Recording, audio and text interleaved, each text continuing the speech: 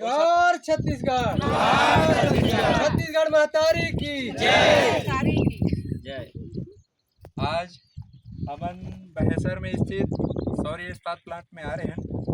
ए दीदी भैया मन अपन शिकायत लेके आए रही से और आज हमला यहाँ के HR हमला खुदे समय दे रही थे कि 2:30 बजे आहू करके, लेकिन यहाँ आके खड़े हमला खुदे 1 घंटा से एक्स्ट्रा हो गए, बढ़ा हो गए।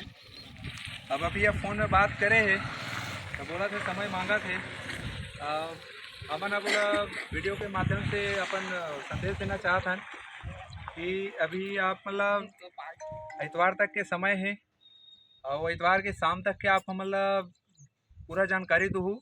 अगर नहीं दूँ तब छत्तीसगढ़िया क्रांति सेना अपन तेवर में बूता करही। सोमवार के ककरो बात नहीं सुने जाए, सीधा गेट में आबो और जितना वर्कर अंदर में काम करत है, चाहे छत्तीसगढ़िया रहे चाहे बाहर रहे, पूरा काम न रोकवा के गेट ला बंद करवाबो।